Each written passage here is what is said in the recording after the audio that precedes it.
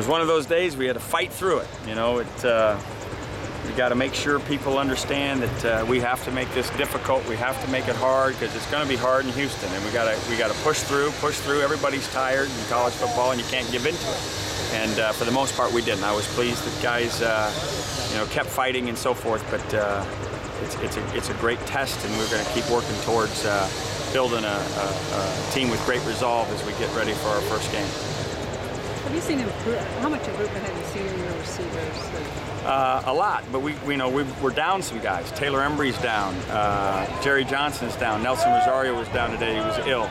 So we got to get those other guys to continue to play well and make plays when they're given the opportunity to make them.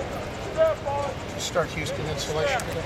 Yes, we did a little bit of Houston today, and it was the first day we really worked our scouts. So you know, that makes it a little sluggish for the first time, trying to play offense and defense off cards. It slows things down. So, but we'll get better at it. It's just part of the growing pains of putting together a football team. What did you put in that you're going to use against Houston? Lots and lots of things. Let's take time to tell everybody. Are you where you want to be at this point in time? Yeah, absolutely.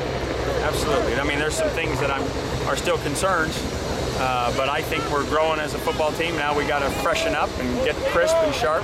And as we start to put a plan in, things will whittle and things will look a lot sharper. Have you gotten results back on Embry's? Just a muscle strain, and hopefully he'll be back here shortly. Let me see what happens with Castro. I didn't see, and you know, this is that point in camp where tempers are short. You know, you got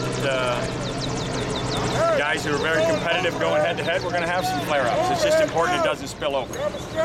Opening up against kind of a gimmicky offense like Houston, is preparation different than you would a normal season opener? I think all season openers have a little bit of angst because you're not sure what they've done in the offseason. You know, everybody's had a long time to prepare for game one. So you just have to go in there and you have to have a staff that's capable of making game time adjustments and getting to what needs to be done. And clearly you have to play as mistake-free as you can. Turnovers are always huge in game one. Feel a little bit different considering you guys worked on the scout team today. It's feel a little bit more like the season is. Yeah, well, I mean, we're starting to get there, but we're still. I mean, we're still in the throes of camp. You know, it's hot and it's one of those deals where your legs are a little tired. We got to push through, and that's what we're trying to create—an environment where guys have that feeling of breaking through fatigue. What's Tony Dye as a player? Well, he's a terrific player, and obviously he's an experienced player, and he's, you know, was kind of born to lead. He's got leadership written all over him, and I think guys respect him not only because of who he is, but also what he brings to the table as a person. What's going on with the safeties there? Rotating those guys, who's standing out? Is there? You know, the safety position has been one of the deepest. Unfortunately, we've suffered some injuries, so but in some ways that's been great because Dietrich Riley and Dalton Hilliard, you know, who missed a lot of spring football, Dalton at least, is back. Dietrich missed a lot of summer. So both those guys have kind of played themselves back into shape. Tevin McDonald's back now healthy. Alex Mascarenas was out for a little bit with a concussion. He's back healthy. Stan McKay's doing some good things. And now Tony Dye's back. So we've got a nice complement of guys back there. We're going to play that position with fresh people, and we're going to play it well. Seems like you're trying out a lot of guys at nickel also.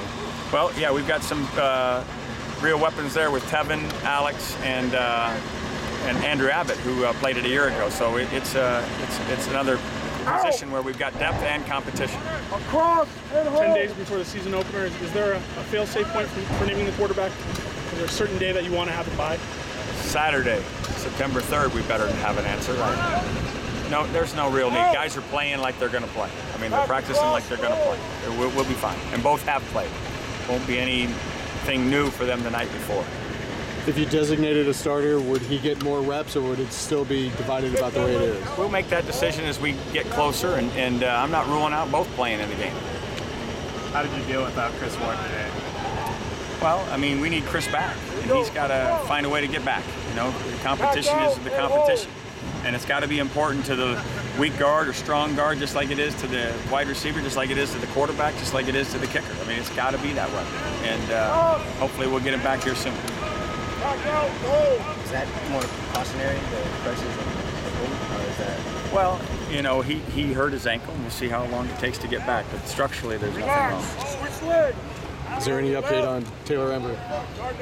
Only that there's nothing more significant than the muscle strain, and hopefully that'll subside here and we'll get him back quickly. And Damian Thigpen? Expecting him? It's a hamstring. I know they're being extra careful because it's the second time that hamstring, and so we'll wait and see. Starting at the top now. Come on. Everybody good? All right, thank you.